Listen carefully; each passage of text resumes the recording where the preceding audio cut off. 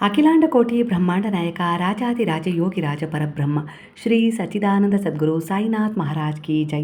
ಗುರುವಿನ ಪಾದಾರವಿಂದಗಳಿಗೆ ವಂದಿಸುತ್ತಾ ನಮಸ್ತೆ ಸ್ನೇಹಿತರೆ. ಸಕ್ಕರೆಯ ಸಿಹಿ ನೀರು ಸಾಗರದಿ ದೊರೆಯುವುದೇ, ಅಕ್ಕರೆಯ ನುಡಿಯಲ್ಲಿ ಮಾತ್ಸರ್ಯ ತೊಲಗದೆ, ಅತ್ತರೆ ಸುಮ್ಮನೆ ಸತ್ತ ಜೀವವು ಬಹುದೇ, ಸಿಕ್ಕರೆ ಗುರುರಾಯ ಚಿಂತೆ ಇನ್ನಿರುವುದೇ ಅಲ್ವಾ. ಗುರುವಿನ ಗುಲಾಮನಾಗುವ ತನಕ ದೊರೆಯದಣ್ಣ ಮುಕುತಿ. ಗುರುವಿನ ಸೇವೆ, ಗುರುವಿನ ಮಾರ್ಗದರ್ಶನ ನಮ್ಮ ಜೀವನದಲ್ಲಿ ಅನೇಕ ರೀತಿಯ ಬದಲಾವಣೆಗಳನ್ನು ನಮ್ಗೆ ತಂದುಕೊಡೋದ್ರ ಜೊತೆಗೆ ನಮ್ಮ ಜೀವನದಲ್ಲಿ ನಾವು ಹೇಗಿರಬೇಕು, ಯಾವ್ದು ತಪ್ಪು ಯಾವ್ದು ಸರಿ ಅನ್ನೋದನ್ನು ಗುರುತಿಸಿ ನಾವು ಒಂದು ಸುಂದರವಾದ ಭವಿಷ್ಯವನ್ನು ರೂಪಿಸಿಕೊಳ್ಳುವ ಕ್ಷಮತೆಯನ್ನು ನಮಗೆ ಕಲ್ಪಿಸಿಕೊಡುವಂತಹ ದಯಾಮಯ, ಕರುಣಾಮಯ, ಪ್ರೇಮಮಯಿ ಸಾಯಿಯಾಗಿದ್ದಾರೆ ಸ್ನೇಹಿತರೆ. ಅವರ ಪಾದದಲ್ಲಿ ಶರಣಾಗಿ ನಾವು ಯಾವುದೇ ಒಂದು ಸೇವೆಯನ್ನು ಮಾಡಿದರೂ ಕೂಡ ಆ ಸೇವೆ ವ್ಯರ್ಥ ಆಗೋದಿಲ್ಲ. ಅದಕ್ಕೆ ಖಂಡಿತ ವಿಶೇಷವಾದ ಸಮಯದಲ್ಲಿ ನಮ್ಮ ಜೀವನಕ್ಕೆ ಒಂದು ಅರ್ಥ ಕೊಡೋದ್ರ ಜೊತೆಗೆ ಒಂದು ಒಳ್ಳೆಯ ಸ್ಥಾನ, ಮಾನ, ಗೌರವದಲ್ಲಿ ನಮ್ಮನ್ನು ಗುರುತಿಸ್ಕೊಳ್ಳೋಕ್ಕೆ ಸಹಾಯ ಮಾಡ್ತಾರೆ ಆ ಗುರು. ಅಂಥದ್ದೇ ಒಂದು ಸರಳ ಸೇವೆಯನ್ನು ಗುರುವಿನಲ್ಲಿ ದೃಢವಾದ ಮನಸ್ಥಿತಿಯೊಂದಿಗೆ ಸಮರ್ಪಣೆಯಾಗಿ ಮಾಡಿದರೆ ಖಂಡಿತವಾಗಿಯೂ ನಿಮ್ಮ ಇಚ್ಛೆ ಏನಿದೆಯೋ ಆ ಇಚ್ಛೆ ಪೂರ್ಣಗೊಳ್ಳೋದ್ರ ಜೊತೆಗೆ ನಿಮ್ಮ ಮನದಲ್ಲಿ ಯಾವ ಕೊರಗು ಕಾಡ್ತಾ ಇದೆಯೋ, ಹಾಗೆ ಯಾವ ನಕಾರಾತ್ಮಕತೆ ನಿಮ್ಮನ್ನು ಹಿಂಡ್ತಾ ಇದೆಯೋ ಆ ನಕಾರಾತ್ಮಕತೆಯಿಂದ ಹೊರಗೆ ಬರಲಿಕ್ಕೆ ದಾರಿ ಸಿಗತ್ತೆ. ಮೊದಲನೇದಾಗಿ ಈ ಒಂದು ಪರಿಹಾರವನ್ನು 9 ಗುರುವಾರಗಳ ಕಾಲ ಮಾಡಿಕೊಳ್ಬೇಕು. ಗುರುವಾರದ ದಿನ ಮದ್ಯ, ಮಾಂಸ ಏನು ಸೇವನೆ ಮಾಡಬಾರ್ದು. ಬಾಕಿ ದಿನ ನೀವು ಮಾಂಸ ಸೇವನೆ ಮಾಡಬಹುದು, ಆದರೆ ಗುರುವಾರದ ದಿನ ಮಾಡಬಾರ್ದು. 9 ಗುರುವಾರ ಕಂಟಿನ್ಯೂಸ್ ಆಗಿ ಮಾಡಬೇಕು. ಒಂದು ಗುರುವಾರವೂ ತಪ್ಪಬಾರ್ದು. ಯಾವಾಗ ತಪ್ಪು ಹೋಗುತ್ತೋ ಮತ್ತೆ ಮೊದಲಿನಿಂದಲೇ ಶುರು ಮಾಡಬೇಕಾಗತ್ತೆ. ಹಾಗೆ ಗುರುವಾರದ ದಿನ ಒಂದು ನಿಗದಿತ ಸಮಯವನ್ನೇ ನೀವು ಗುರುತು ಮಾಡಿಕೊಳ್ಬೇಕು. ಅದೇ ಸಮಯದಲ್ಲಿ ಪ್ರತಿ ಗುರುವಾರ ಮಾಡಬೇಕಾಗತ್ತೆ.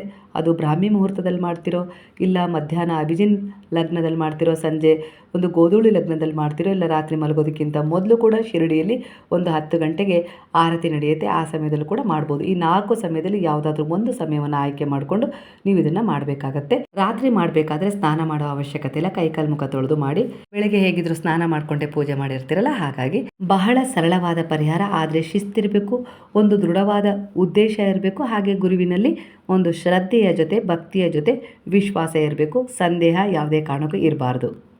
ಈ ಒಂದು ದೃಢವಾದ ವಿಶ್ವಾಸದೊಂದಿಗೆ ಗುರುವಿನಲ್ಲಿ ಶರಣಾಗಿ 9 ಗುರುವಾರ ಹೀಗೆ ಮಾಡಿದರೆ ನಿಮ್ಮ ಜೀವನದಲ್ಲಿ ಅನೇಕ ರೀತಿಯ ಬದಲಾವಣೆಗಳು ಆಗ್ತವೆ. ಹಾಗೆ ನಿಮ್ಮ ಮನೆ ಕೆಲಸ ನಿಂತೋಗಿದೆಯಾ, ಅದು ಪೂರ್ಣ ಆಗ್ಬೋದು. ವ್ಯಾಪಾರದಲ್ಲಿ ಅಸ್ತವ್ಯಸ್ತ ಆಗಿ ವ್ಯಾಪಾರ ಮಾಡೋಕ್ಕಾಗ್ತಾ ಇಲ್ಲ, ಮನಸ್ಸು ಸಮತೋಲನ ಕಳ್ಕೊಳ್ತಾ ಇದೆ ಅನ್ನೋದಾದರೂ ಅದಕ್ಕೂ ಕೂಡ ನೀವು ಪರಿಹಾರವನ್ನು ಮಾಡ್ಕೊಳ್ಬೋದು. ಹಣ ಯಾರಿಗೋ ಕೊಟ್ಟಿದ್ರಿ, ಅದು ಬರ್ತಾ ಇಲ್ಲ ಅಂದರೂ ಕೂಡ ಮಾಡ್ಕೊಳ್ಬೋದು. ಇಲ್ಲ ನೀವು ಯಾರಿಗಾದರೂ ಸಾಲ ಹಿಂತಿರುಗಿ ಕೊಡಬೇಕು ಅಂದರೆ ಅದಕ್ಕೂ ಕೂಡ ನೀವು ಮಾಡ್ಕೊಳ್ಬೋದು. ಹಾಗೆ ಸಂತಾನಕ್ಕೂ ಮಾಡ್ಬೋದು, ಮದುವೆಗೂ ಮಾಡ್ಕೊಳ್ಬೋದು, ಒಂದು ಉತ್ತಮ ಕೆಲಸಕ್ಕೂ ಮಾಡ್ಕೊಳ್ಬೋದು.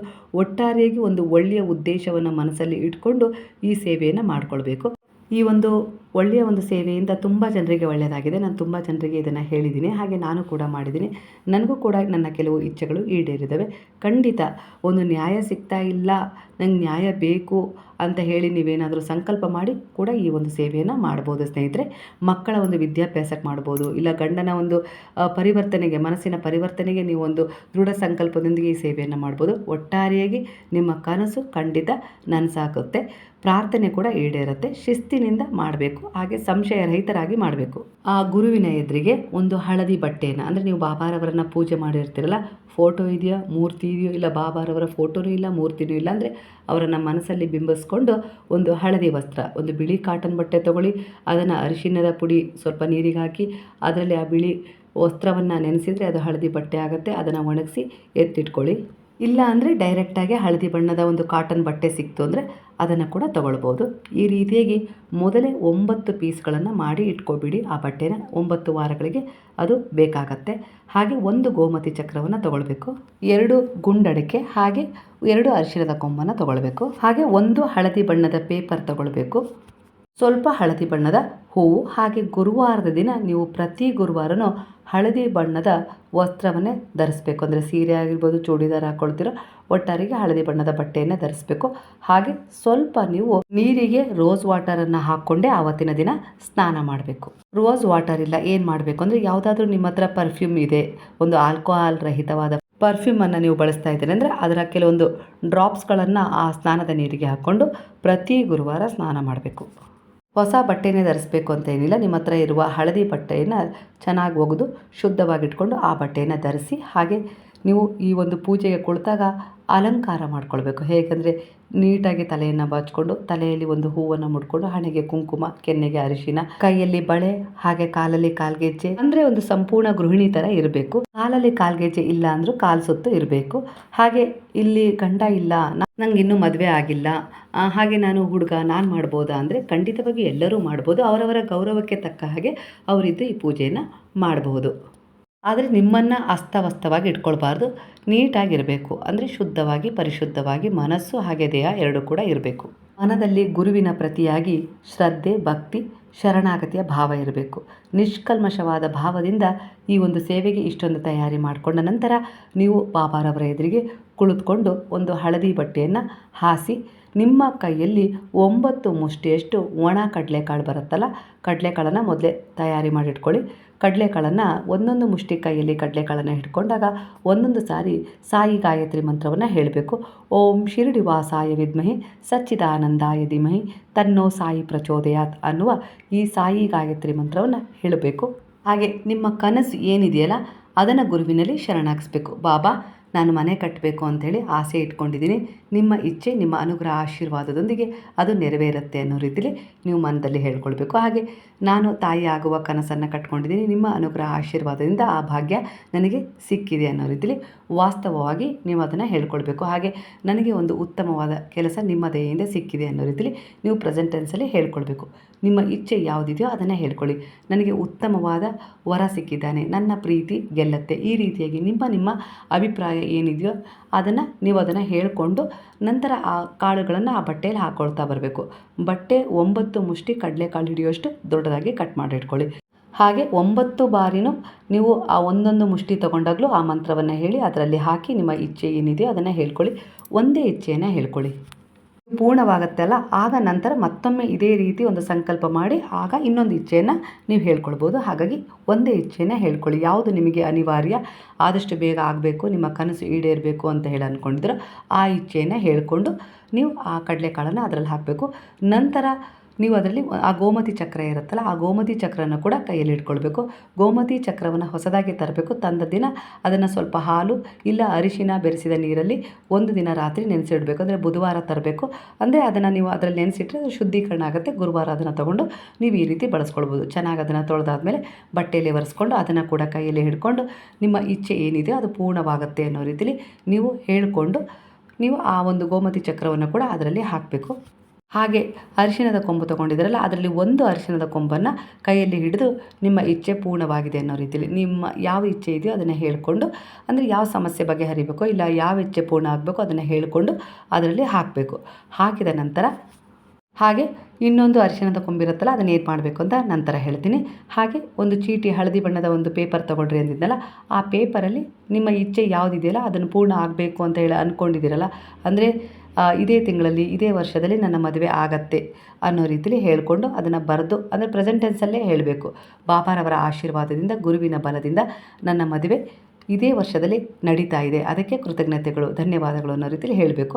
ಹಾಗೆ ಇದೇ ವರ್ಷದಲ್ಲಿ ನಾನು ತಾಯಿಯಾಗುವ ಸೌಭಾಗ್ಯ ಗುರುವಿನ ಆಶೀರ್ವಾದದಿಂದ ಸಿಕ್ಕಿದೆ ಅನ್ನೋ ರೀತಿಯಲ್ಲಿ ಹೇಳ್ಕೊಳ್ಬೇಕು. ಯಾವ ಇಚ್ಛೆ ಇದೆಯೋ ಅದನ್ನು ಈ ರೀತಿಯಾಗಿ ಪ್ರೆಸೆಂಟ್ ಟೆನ್ಸಲ್ಲಿ ಬರೆದು ಆ ಚೀಟಿಯನ್ನು ಮಡಚಿ ಅದನ್ನು ಕೂಡ ಅದೇ ಗಂಟಲ್ಲಿ ಹಾಕಿ ಆ ಗಂಟನ್ನು ಕಟ್ಬಿಡಿ. ಅದಕ್ಕೆ ಬಾಬಾರವರೆದುರಿಗೆ ಆ ಗಂಟಿರುತ್ತಲ್ಲ ಅದಕ್ಕೆ ಸ್ವಲ್ಪ ಅರಿಶಿನ, ಕುಂಕುಮ ಹಾಗೆ ಒಂದು ಹಳದಿ ಬಣ್ಣದ ಹೂವು ಇಟ್ಟು ಧೂಪ ದೀಪ ತೋರಿಸಿ ನಂತರ ಅದನ್ನು ಒಂದು ಕಡೆ ದೇವರ ಕೋಣೆಯಲ್ಲಿ ಒಂದು ಕಡೆ ಇಟ್ಟುಬಿಡಬೇಕು. ಬಾಬಾರವರೆದುರಿಗೆ ಜಾಗ ಇದೆ ಅಂದರೆ ಅಲ್ಲೇ ಇಟ್ಬಿಡಿ, ಇಲ್ಲಾಂದರೆ ಒಂದು ಪ್ಲೇಟಲ್ಲಿ, ಇಲ್ಲಾಂದರೆ ಒಂದು ಬೌಲಲ್ಲಿ ಶುದ್ಧವಾದ ಒಂದು ಜಾಗದಲ್ಲಿ ದೇವರ ಕೋಣೆಯಲ್ಲಿ ಒಂದು ಕಡೆ ಇಟ್ಬಿಡಿ. ನಾನು ಹಾಸ್ಟೆಲಲ್ಲಿದ್ದೀನಿ ಮಾಡ್ಬೋದು ಅಂದರೆ ಖಂಡಿತವಾಗಿಯೂ ನೀವು ಅಲ್ಲೂ ಕೂಡ ಇಟ್ಕೊಳ್ಬೋದು. ಇಲ್ಲ ನನಗೆ ಪೂಜೆ ರೂಮಲ್ಲಿ ಇಡಲಿಕ್ಕೆ ಅವಕಾಶ ಇಲ್ಲ, ನಾನು ಮಲಗೋ ಕೋಣೆಯಲ್ಲಿ ಒಂದು ಕಡೆ ಶುದ್ಧವಾದ ಜಾಗದಲ್ಲಿ ಇಡ್ಬೋದು ಅಂದರೆ ಖಂಡಿತವಾಗಿ ಒಂದು ಕಾಪೌಡಲ್ಲಿ ಎಲ್ಲಾದರೂ ಇಟ್ಬಿಡಿ. ಈ ರೀತಿ ಮಾಡಿದ ನಂತರ ನೀವು ದಿನನಿತ್ಯ ಅದರ ಒಂದು ಪ್ರಾರ್ಥನೆ ಏನಿದೆಯಲ್ಲ ಅದರ ಒಂದು ಏನು ಇಚ್ಛೆ ಬರೆದಿದ್ದೀರಲ್ಲ ಆ ಗಂಟನ್ನು ದಿನನಿತ್ಯ ಸ್ನಾನ ಮಾಡಿದ ನಂತರ ಮುಂದಿನ ಗುರುವಾರದವರೆಗೂ ಅದನ್ನು ಕೈಯಲ್ಲಿ ಹಿಡಿದು ಪ್ರಾರ್ಥನೆಯನ್ನು ಮಾಡಬೇಕು. ನನ್ನ ಇಚ್ಛೆ ಪೂರ್ಣಗೊಂಡಿದೆ, ಅದಕ್ಕೆ ಧನ್ಯವಾದಗಳು ಅನ್ನೋ ರೀತಿಯಲ್ಲಿ ನೀವು ದಿನನಿತ್ಯ ಹೇಳಿ ಅದಕ್ಕೆ ಒಂದು ಧೂಪ ಕೊಟ್ಟು ಮತ್ತೆ ದೇವರ ಕೋಣೆಯಲ್ಲಿ ಇಡಬೇಕು. ಈ ರೀತಿ ಮಾಡಬೇಕಾದ್ರೆ ಡೇಟ್ ಆದರೆ ಏನು ಮಾಡಬೇಕು ಅಲ್ವಾ, ಮತ್ತೆ ಅದನ್ನು ಮೊದಲಿಂದಲೇ ಶುರು ಮಾಡಬೇಕಾಗತ್ತೆ. ಹಾಗಾಗಿ ಆ ಸಮಯದಲ್ಲಿ ನಿಮ್ಮ ಪರವಾಗಿ ಯಾರಾದರೂ ಮಾಡೋರಿದ್ದರೆ, ಮನೇಲಿ ಮಕ್ಕಳು ಯಾರಾದರೂ ಇದ್ದರೆ ಅವರ ಕೈಯಲ್ಲಿ ಆ ದಿನ ಅವರಿಗೆ ಎಲ್ಲ ರೀತಿಯಲ್ಲಿ ಸಂಪೂರ್ಣ ವಿವರಣೆ ಕೊಟ್ಟು ನಿಮ್ಮ ಪರವಾಗಿ ಅವರ ಕೈಯಲ್ಲಿ ನೀವು ಮಾಡಿಸ್ಬೋದು. ಮದುವೆ ಆದವರು ಗಂಡ ಇಲ್ಲ ಅಂದವರು, ಹಾಗೆ ಮಕ್ಕಳು, ಹಾಗೆ ಗಂಡಸರು, ಹುಡುಗರು ಯಾರು ಬೇಕಾದರೂ ಮಾಡ್ಬೋದು. ಅವರವರ ಒಂದು ಇಚ್ಛೆಯನ್ನು ಪೂರ್ಣಗೊಳಿಸ್ಕೊಳ್ಳೋಕ್ಕೆ ಬಾಬಾರವರಲ್ಲಿ ದೃಢವಾದ ವಿಶ್ವಾಸವಿಟ್ಟು ಅವರಲ್ಲಿ ಶರಣಾಗಿ ನನ್ನ ಬಾಬಾ ನನ್ನ ಇಚ್ಛೆನ ಈಡೇರಿಸಿಕೊಟ್ಟೇ ಕೊಡ್ತಾರೆ. ಅದರ ಪ್ರತಿಯಾಗಿ ಶ್ರದ್ಧಾ ವಿಶ್ವಾಸದಿಂದ ಅವರಿಗೆ ಈ ಒಂದು ಪೂಜೆಯನ್ನು ಸಂಕಲ್ಪದ ರೂಪದಲ್ಲಿ ಸಲ್ಲಿಸ್ತಾ ಇದ್ದೀನಿ ಅನ್ನೋ ರೀತಿಯಲ್ಲಿ ನೀವು ಮಾಡಬೇಕಾಗತ್ತೆ. ಪ್ರತಿ ಗುರುವಾರ 2 ತುಪ್ಪದ ದೀಪಗಳನ್ನು ನೀವು ಬಾಬಾರವರೆದುರಿಗೆ ಗಂಟನೆ ಇಟ್ಟು ಕಟ್ಟಿ ಎಲ್ಲ ರೆಡಿ ಮಾಡ್ತೀರಲ್ಲ, ಆ ಸಮಯದಲ್ಲಿ ಬೆಳಗಿಸ್ಬೇಕು. ಬೆಳಗಿಸಿ ಒಂದು ಪ್ರಾರ್ಥನೆಯನ್ನು ಮಾಡಿ, ಹಾಗೆ ಸಾಯಿ ಗಾಯತ್ರಿ ಮಂತ್ರವನ್ನು ಹೇಳಿ. ಸಾಯಿ ಗಾಯತ್ರಿ ಮಂತ್ರವನ್ನು ಸ್ಕ್ರೀನ್ ಮೇಲೆ ಮತ್ತೊಂದು ಸರಿ ಕೊಟ್ಟಿರ್ತೀನಿ, ನೋಡ್ಕೊಳ್ಳಿ. ಗುರುವಾರ ಮಾಡಬೇಕಾದ್ರೆ ನೀವು ಗುರುವಾರದ ದಿನ ಯಾವ ಊರಿಗೂ ಹೋಗಬಾರ್ದು, ಅಂದರೆ ತಪ್ಪಿಸ್ಕೊಳ್ಬಾರ್ದು. ಗುರುವಾರ ಮಾಡಿ ನಂತರ ನೀವು ಅದನ್ನು ಬೆಳಗ್ಗೆ ಮಾಡ್ತಿರೋ, ಮಧ್ಯಾಹ್ನ ಮಾಡ್ತಿರೋ, ಸಂಜೆ ಮಾಡ್ತಿರೋ, ರಾತ್ರಿ ಮಾಡ್ತಿರೋ, ಅದನ್ನು ಮುಗಿಸಿ ಪೂಜೆ ಮಾಡಿಟ್ಟು ನೀವು ಹೊರಡಬಹುದು. ಉದ್ದೇಶಪೂರ್ವಕವಾಗಿರ್ಬೋದು, ಇಲ್ಲ ಆಕಸ್ಮಿಕವಾಗಿ ನೀವು ಅದನ್ನು ಪೂಜೆ ಮಾಡೋಕ್ಕಾಗೋದಿಲ್ಲ, ಎಲ್ಲಿಗೋ ಹೋಗೋ ಸಂದರ್ಭ ಬಂತು, ಏನೋ ಒಂದು ಆಕಸ್ಮಿಕ ಒಂದು ಘಟನೆ ನಡೀತು ಅಂದಾಗ ನೀವು ಮತ್ತೆ ಅದನ್ನು ವಿಸರ್ಜನೆ ಮಾಡಿ ನಂತರ ಮೊದಲಿಂದಲೇ ಈ ಸಂಕಲ್ಪವನ್ನು ಶುರು ಮಾಡಬೇಕಾಗತ್ತೆ. ಹಾಗೆ ನಂತರ ಇನ್ನೊಂದು ಅರಿಶಿಣದ ಕೊಂಬಿದೆಯಲ್ಲ, ಅದನ್ನು ಏನು ಮಾಡಬೇಕು ಅಲ್ವಾ, ಅದನ್ನು ಬಾಬಾರವರ ಮಂದಿರಕ್ಕೆ ನಿಮ್ಮ ಜೊತೆ ತಗೊಂಡೋಗಿ ಅದನ್ನು ಬಾಬಾರವರ ಆಶೀರ್ವಾದವನ್ನು ಮಾಡಿಸ್ಕೊಂಡು ಬರಬೇಕು. ಅದಕ್ಕೆ ಅಂದರೆ ನೀವು ಆ ಪೂಜೆ ಮಾಡೋರ ಹತ್ರ ಕೊಟ್ಟು ಅದನ್ನು ಪಾದದಲ್ಲಿ ಮುಟ್ಟಿಸಿ ನಂತರ ಅದನ್ನು ತೊಗೊಂಡು ಬಂದು ಮನೆಯಲ್ಲಿ ಒಂದು ಕಡೆ ಭದ್ರವಾಗಿ ಇಟ್ಕೊಳ್ಬೇಕು. ಬಾಬಾರವರ ಮಂದಿರ ಇಲ್ಲ, ನಾನು ಹೇಗೆ ಮಾಡಬೇಕು ಅನ್ನೋದು ಕೂಡ ಕೆಲವರಿಗೆ ಇರುತ್ತೆ ಅಲ್ವಾ. ನೀವು ಮನೆಯಲ್ಲೇ ಬಾಬಾರವರ ಮಡ್ಲಲ್ಲಿ ಫೋಟೋದ ಕೆಳಗೆ ಇಡ್ಬೋದು. ಇಲ್ಲ ನಿಮ್ಮ ಊರಲ್ಲಿ ಯಾವುದಾದ್ರೂ ಒಂದು ಗುರುವಿನ ಮಂದಿರ ಇದೆ, ಇಲ್ಲ ಬೇರೆ ಯಾವುದೇ ಒಂದು ದೇವತೆಯ ಮಂದಿರ ಇದೆ ಅಂದರೆ ಅಲ್ಲೂ ಕೂಡ ಅದನ್ನು ಅವರ ಪಾದದಲ್ಲಿ ಇಟ್ಟು ಆಶೀರ್ವಾದ ಮಾಡಿಸ್ಕೊಂಡು ಮನೆಯಲ್ಲಿ ತಂದಿಡ್ಬೋದು. ನಂತರ ಅದನ್ನು ಪ್ರತಿನಿತ್ಯ 9 ಗುರುವಾರಗಳವರೆಗೂ ಪ್ರತಿನಿತ್ಯ ಆ ಅರಿಶಿಣದ ಕೊಂಬನ್ನು ರೋಸ್ ವಾಟರಲ್ಲಿ ಸ್ವಲ್ಪ ಸ್ವಲ್ಪ ತೇದು ಅದನ್ನು ಪ್ರತಿದಿನ ನೀವು ಹಣೆಗೆ ಇಟ್ಕೊಂಡೇ ಮನೆಯಿಂದ ಹೊರಗೆ ಹೊರಡಬೇಕು. ರಾತ್ರಿ ಮಲಗೋದಕ್ಕಿಂತ ಮೊದಲು ನಿಮ್ಮ ಹಣೆಯ ಮಧ್ಯಭಾಗದಲ್ಲಿ ಅದನ್ನು ಇಡಬೇಕು. ಮನೆಯವರೆಲ್ಲರಿಗೂ ಹಚ್ಬೋದಾ ಅಂದರೆ ಖಂಡಿತವಾಗಿಯೂ ತೇದು ನೀವು ನಿಮ್ಮ ಒಂದು ಉಂಗುರದ ಬೆರಳಿನಿಂದ ಅವರಿಗೆ ಹಣೆಯ ಮಧ್ಯದಲ್ಲಿ ಇಡ್ತಾ, ಅದು ನಿಮ್ಮ ಮಕ್ಕಳಿಗೆ ಇಡ್ತಿರೋ, ಗಂಡನಿಗೆ ಇಡ್ತಿರೋ, ಒಟ್ಟು ಇಡಬೇಕಾದ್ರೆ ಅವರಿಗೆಲ್ಲ ಒಳ್ಳೆಯದಾಗಲಿ, ಅವರಲ್ಲಿರುವ ನಕಾರಾತ್ಮಕತೆ ದೂರವಾಗಲಿ, ಅವರಿಗೆ ಅವರ ಜೀವನದಲ್ಲಿ ಬಯಸಿದ ಯಶಸ್ಸು ಸಿಗಲಿ, ಒಳ್ಳೆಯ ವಿದ್ಯೆ, ಬುದ್ಧಿ, ಗೌರವ ಸಿಗಲಿ ಅನ್ನೋ ರೀತಿಯಲ್ಲಿ ಹೇಳಿ ಆಶೀರ್ವಾದದ ರೀತಿಯಲ್ಲಿ ನೀವು ಇಡ್ಬೋದು. ನೀವು ಇಟ್ಕೊಳ್ಬೇಕಾದ್ರೂ ಅಷ್ಟೇ, ಗುರುವಿನ ಆಶೀರ್ವಾದದಿಂದ ನನ್ನ ಜೀವನದಲ್ಲಿ ನನ್ನ ಕನಸುಗಳು ಈಡೇರ್ತಿದ್ದಾವೆ, ನನ್ನ ಜೀವನದಲ್ಲಿರುವ ಎಲ್ಲ ರೀತಿಯ ಒಂದು ನಕಾರಾತ್ಮಕ ವಿಚಾರಗಳು ಜನರು ದೂರವಾಗಿದ್ದಾರೆ ಅನ್ನೋ ರೀತಿಯಲ್ಲಿ ಹೇಳಿಕೊಂಡು ನೀವು ಅದನ್ನು ಇಟ್ಕೊಂಡು ದಿನನಿತ್ಯ ಮಲಗಿ ಪಾಸಿಟಿವ್ ಆಗಿ ನಿಮ್ಮ ಜೀವನದಲ್ಲಿ ವೈಬ್ರೇಷನ್ ಶುರುವಾಗೋದ್ರ ಜೊತೆಗೆ ನೀವು ಮಾರನೇ ದಿನ ಒಂದು ಹೊಸ ಅನುಭವದೊಂದಿಗೆ ದಿನನಿತ್ಯ ಏಳಿಗೆಯನ್ನು ಪಡಿತಾ ಹೋಗ್ತೀರಿ. ಒಂದೊಂದೇ ಕೆಲಸ ಕಾರ್ಯಗಳು ಕೈಗೂಡ್ತಾ ಬರ್ತವೆ. ಒಟ್ಟಾರೆಯಾಗಿ 9 ವಾರಗಳಲ್ಲಿ ನೀವು ಅಂದ್ಕೊಂಡಿರುವ ಕನಸು, ಇಚ್ಛೆ, ಕೆಲಸ ಪರಿಪೂರ್ಣಗೊಳ್ಳುತ್ತೆ. ಒಟ್ಟಾರೆಯಾಗಿ ಸೌಭಾಗ್ಯ ಅನ್ನೋದು ನಿಮ್ಮ ಜೀವನದಲ್ಲಿ ಸಮೃದ್ಧವಾಗ್ತಾ ಹೋಗುತ್ತೆ. ನಿಮ್ಮ ನಂಬಿಕೆಗೆ ಅನುಸಾರವಾಗಿ ನಿಮಗೆ ಯಾವ ವಿಚಾರದಲ್ಲಿ ಒಂದು ಒಳಿತಾಗಬೇಕು ಅಂತೇಳಿ ಬಯಸಿ ಇದನ್ನು ಮಾಡ್ತಾಯಿದ್ರೋ ಅದೇ ರೀತಿ ಆಗ್ತಾ ಹೋಗುತ್ತೆ ಸ್ನೇಹಿತರೆ. ಈ ರೀತಿಯಾಗಿರುತ್ತೆ. ಈ ಗುರುವಾರ ನೀವು ಕಡಲೆಕಾಳನ್ನು ಕಟ್ಟಿರ್ತೀರಲ್ಲ, ಅದು ಮುಂದಿನ ಗುರುವಾರ ಈ ಗಂಟನ್ನು ತೆಗೆದು ಮತ್ತೊಂದು ಗಂಟಲ್ಲಿ ಇದೇ ರೀತಿ ಮಾಡಿ ಕಟ್ಟಿಡಬೇಕು. ಈ ಗಂಟಲ್ಲಿರೋದನ್ನು ಏನು ಮಾಡಬೇಕು ಅಂದರೆ, ಈ ಗಂಟಲ್ಲಿರುವ ಕಡಲೆಕಾಳನ್ನು ಒಂದು ಬಿಚ್ಚಿ ಕವರಲ್ಲಿ ಹಾಕಿ ಬಾಬಾರವರ ಮಂದಿರಕ್ಕೆ ಕೊಡಿ. ಇಲ್ಲ ಅಂದರೆ ಅಲ್ಲಿಗೆ ಹೋಗೋಕ್ಕಾಗೋದಿಲ್ಲ ಅಂದರೆ ಆ ಕಡಲೆಕಾಳನ್ನು ನೆನೆಸಿ ಗುರುವಾರ ಬೆಳಗ್ಗೆ ತೆಗಿತೀರಾ ಆ ಸಮಯದಲ್ಲಿ ನೆನೆಸಿ, ಇಲ್ಲ ಸಂಜೆ ತೆಗಿತೀರಾ ಸಂಜೆ ನೆನೆಸಿಟ್ಟು ಅದನ್ನು ಮಾರನೇ ದಿವಸ ಹಸುವಿಗೆ ತಿನ್ನಲಿಕ್ಕೆ ಕೊಡಬೇಕು. ಹಾಗೆ ಆ ಗೋಮತಿ ಚಕ್ರವನ್ನು ತಗೊಂಡು ನಿಮ್ಮ ಮನೆಯ ಮುಂದೆ ನಿಂತು ಈ ಮನೆಯಲ್ಲಿರುವ ಒಂದು ನಕಾರಾತ್ಮಕತೆ ಆಗಿರ್ಬೋದು, ನನ್ನಲ್ಲಿರುವ ನಕಾರಾತ್ಮಕತೆ ಆಗಿರ್ಬೋದು, ಎಲ್ಲವೂ ಈ ಗೋಮತಿ ಚಕ್ರದಲ್ಲಿ ಸೇರಿಕೊಂಡು ನಮ್ಮ ಮನೆಯನ್ನು, ನಮ್ಮನ್ನು ಪರಿಶುದ್ಧವಾಗಿಸ್ತಾ ಇದೆ. ಯಾವುದೇ ರೀತಿ ಒಂದು ಕೆಟ್ಟ ದೃಷ್ಟಿ ನಮ್ಮ ಮೇಲೆ ಪರಿಣಾಮ ಬೀರೋದಿಲ್ಲ. ಇದು ಗುರುವಿನ ಆಶೀರ್ವಾದ, ಅನುಗ್ರಹ ಅನ್ನೋ ರೀತಿಯಲ್ಲಿ ಹೇಳಿಕೊಂಡು ಆ ಗೋಮತಿ ಚಕ್ರವನ್ನು ಹರಿಯುವ ನೀರಲ್ಲಿ ಬಿಡಬೇಕು. ಇಲ್ಲ ಅಂದರೆ ಯಾವುದಾದ್ರೂ ಒಂದು ಶುದ್ಧವಾದ ಜಾಗದಲ್ಲಿ, ಯಾವುದಾದ್ರೂ ಒಂದು ಪಾರ್ಕ್ ಇರುತ್ತೆ, ಯಾವುದೋ ಮರದ ಕೆಳಗೆ ಯಾರು ತುಳಿಯದಂಥ ಜಾಗದಲ್ಲಿ ಸ್ವಲ್ಪ ಮಣ್ಣನ್ನು ತೆಗೆದು ಆ ಗೋಮತಿ ಚಕ್ರವನ್ನು ಮುಚ್ಚಿಬಿಡಬೇಕು. ಅದು ಪಂಚಭೂತಗಳಲ್ಲಿ ಒಂದಾದ ಆ ಮಣ್ಣಿನ ಶಕ್ತಿಯಲ್ಲಿ ಲೀನವಾಗುತ್ತೆ. ನೀವು ಒಂದು ಹೀಲ್ ಆಗ್ತಾ ಹೋಗ್ತೀರಾ. ಅನೇಕ ರೀತಿಯ ನಕಾರಾತ್ಮಕತೆ ಆಗಿರ್ಬೋದು, ನೆಗೆಟಿವ್ ಎನರ್ಜಿಯಿಂದ ನಿಮಗೆ ಪರಿಹಾರ ಸಿಗ್ತಾ ಹೋಗುತ್ತೆ ಸ್ನೇಹಿತರೆ. ಕ್ರಮೇಣವಾಗಿ ನಿಮ್ಮ ಜೀವನದಲ್ಲಿ ನಿಮಗೆ 1 ವಾರ 2 ವಾರ ಮಾಡ್ತಿದ್ದ ಹಾಗೆ ನಿಮ್ಮಲ್ಲಿ ಒಂದು ಪಾಸಿಟಿವ್ ಹೆಚ್ಚಾಗ್ತಾ ಹೋಗುತ್ತೆ, ನೆಗೆಟಿವ್ ಕಡಿಮೆ ಆಗ್ತಾ ಹೋಗುತ್ತೆ. ಆದರೆ ಮೊದಲು 2 ವಾರ ಮಾಡಬೇಕಾದ್ರೆ ಈ ಒಂದು ಸೇವೆಯನ್ನು ಮಾಡದೇ ಇರೋ ಹಾಗೆ ತಡೆಯೋದಾಗಿರ್ಬೋದು, ಇಲ್ಲ ಮನೇಲಿ ಜಗಳ, ಏನೇನೋ ಒಂದು ಸಮಸ್ಯೆಗಳು ಎದುರಾಗ್ಬೋದು. ಯಾಕಂದರೆ ಇದು ಒಂದು ಪಾಸಿಟಿವ್ ಎನರ್ಜಿಯನ್ನು ಹೆಚ್ಚಿಸ್ಕೊಳ್ಳೋದು, ಇದು ಗುರುವಿನ ಆಶೀರ್ವಾದ ಇದ್ದ ಹಾಗೆ. ಹಾಗಾಗಿ ಆ ಸಮಯದಲ್ಲಿ ನಿಮ್ಮ ಮೇಲೆ ಬಿದ್ದಿರುವ ಯಾರದ್ದು ಒಂದು ಕೆಟ್ಟ ದೃಷ್ಟಿ ಆಗಿರ್ಬೋದು, ಇಲ್ಲ ಯಾವುದೋ ಒಂದು ಅಡೆತಡೆ, ಇಲ್ಲ ಏನೋ ಒಂದು ಪ್ರಭಾವ ಅದನ್ನು ತಡೆಯುತ್ತೆ ಆ ಶಕ್ತಿ. ಯಾಕಂದರೆ ಈ ಶಕ್ತಿ ನಿಮ್ಮನ್ನು ಸಂರಕ್ಷಿಸಿದರೆ ಆ ಶಕ್ತಿ ಅಲ್ಲಿಂದ ಹೋಗಬೇಕಾಗತ್ತೆ. ಹಾಗಾಗಿ ಆ ಸಮಯದಲ್ಲಿ ಒಂದು ವ್ಯತಿರಿಕ್ತ ಒಂದು ಕೆಲವೊಂದು ವಿಚಾರಗಳು ನಡೀತವೆ, ಏರಿಳಿತಗಳು. ಆದರೆ ನೀವು ಅದು ಯಾವುದಕ್ಕೂ ಹೆದರೋದು ಬೇಡ. ಗುರುವಿನಲ್ಲೇ ಆ ವಿಚಾರಗಳನ್ನು ಸಮರ್ಪಣೆ ಮಾಡಿ ನೀವೇ ಈ ಒಂದು ವ್ರತವನ್ನು, ಈ ಒಂದು ಸಂಕಲ್ಪವನ್ನು ಕೈಗೂಡಿಸ್ಕೊಡ್ಬೇಕು ಅನ್ನೋ ರೀತಿಯಲ್ಲಿ ಸಮರ್ಪಣೆ ಆದರೆ ಖಂಡಿತವಾಗಿಯೂ ಆ ಗುರುವು ಯಾವುದೇ ರೀತಿ ಒಂದು ಅಡ್ಡಿ, ಆತಂಕಗಳು, ಸಮಸ್ಯೆಗಳು ಬರದ ಹಾಗೆ ಅವೆಲ್ಲವನ್ನು ದೂರ ತಳ್ಳಿ ನಿಮಗೆ ಈ ಸಂಕಲ್ಪವನ್ನು ಪೂರ್ಣಗೊಳಿಸ್ಕೊಂಡು ನಿಮ್ಮ ಇಚ್ಛೆಯನ್ನು, ಆಸೆಯನ್ನು, ಕನಸನ್ನು ನನಸು ಮಾಡ್ಕೊಳ್ಳೋಕ್ಕೆ ಅವರ ಆಶೀರ್ವಾದ, ಮಾರ್ಗದರ್ಶನ ನಿರಂತರವಾಗಿ ನಿಮಗೆ ಸಿಗ್ತಾ ಹೋಗುತ್ತೆ. ನಂಬಿಕೆಯಿಂದ ಮಾಡ್ಕೊಳ್ಬೇಕು, ಸಂದೇಹ ರಹಿತರಾಗಿ ಈ ರೀತಿ ಮಾಡ್ಕೊಳ್ಳಿ. ನಂತರ ಮತ್ತೆ ಅದರಲ್ಲಿರುವ ಒಂದು ಅರಿಶಿಣದ ಕೊಂಬನ್ನು ಏನು ಮಾಡಬೇಕು ಅಂದರೆ, ನಿಮ್ಮ ಮನೆಯ ಎದುರಿಗಿರುವ ತುಳಸಿಯ ಗಿಡದ ಸ್ವಲ್ಪ ಮಣ್ಣನ್ನು ಸರಿಸಿ ಅಲ್ಲಿ ಕೈಯಲ್ಲಿ ಅದನ್ನು ಹಿಡಿದು, ಗುರುವಿನ ಅನುಗ್ರಹ, ಆಶೀರ್ವಾದ, ಬಲದಿಂದ ನನ್ನ ಇಚ್ಛೆ ಪೂರ್ಣಗೊಂಡಿದೆ, ಧನ್ಯವಾದಗಳು, ಧನ್ಯವಾದಗಳು ಅನ್ನೋ ರೀತಿಯಲ್ಲಿ 3 ಬಾರಿ ಹೇಳಿಕೊಂಡು ಅದನ್ನು ಆ ಮಣ್ಣಿನಲ್ಲಿ ಸ್ವಲ್ಪ ಮುಚ್ಚಿಬಿಟ್ರೆ ಆಯಿತು. ಪ್ರತಿ ಗುರುವಾರನೇ ಈ ರೀತಿ ಮಾಡಬೇಕಾಗತ್ತೆ. ಆದರೆ ಪ್ರತಿ ಗುರುವಾರ ಇದನ್ನು ಮುಚ್ಚಿದ ನಂತರ 1 ಸ್ಪೂನ್ ಹಾಲನ್ನು ತುಳಸಿಯ ಗಿಡದ ಬುಡಕ್ಕೆ ಹಾಕಬೇಕು. ಇದನ್ನು ಮುಚ್ಚಿದ ಮೇಲೆ ಹಾಕಬೇಕು, ಮರಿಬೇಡಿ.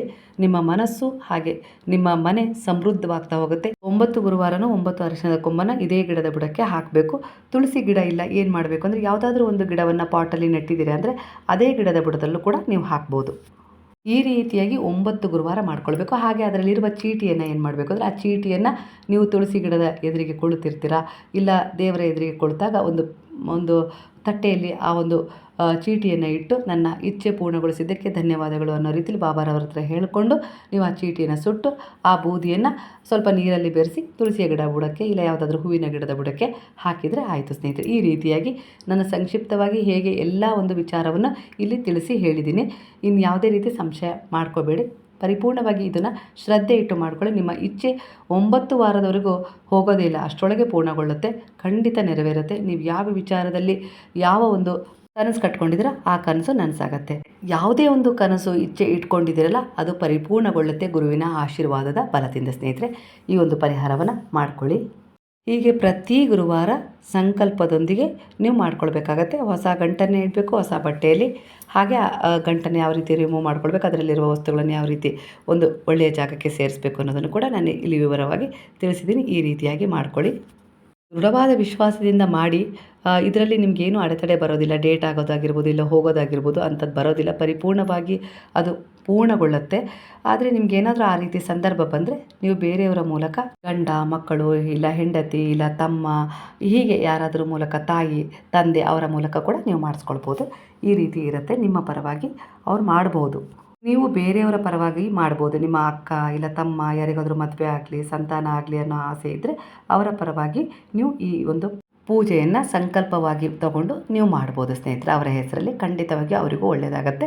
ಹಾಗೆ ಇನ್ನೊಬ್ಬರಿಗೆ ಒಳ್ಳೆಯದನ್ನು ನೀವು ಬಯಸ್ತಾ ಇದ್ದೀರಿ ಅಂದರೆ ಅದೇ ಕರ್ಮ ನಿಮಗೂ ಕೂಡ ಮರಳಿ ನಿಮಗೂ ಕೂಡ ಒಳ್ಳೆಯದಾಗತ್ತೆ ಸ್ನೇಹಿತರೆ. ಮಾಹಿತಿ ಇಷ್ಟವಾಗಿದೆ ಅಂತ ಹೇಳಿ ಅಂದ್ಕೊಳ್ತೀನಿ. ಇನ್ನೇನಾದರೂ ನಿಮಗೆ ಇದರಲ್ಲಿ ಒಂದು ಡೌಟ್ಸ್ ಇದ್ದರೆ ಅದನ್ನು ಕಮೆಂಟಲ್ಲಿ ತಿಳಿಸಿ, ಅಲ್ಲೇ ನಿಮಗೆ ಆನ್ಸರ್ ಮಾಡ್ತೀನಿ. ಹಾಗೆ ಇಲ್ಲಿ ಆ ಹಳದಿ ಬಟ್ಟೆಯನ್ನು ಏನು ಮಾಡಬೇಕು ಅಲ್ವಾ, ಆ ಒಂದು ವಿಚಾರ ಹೇಳಲಿಲ್ಲ.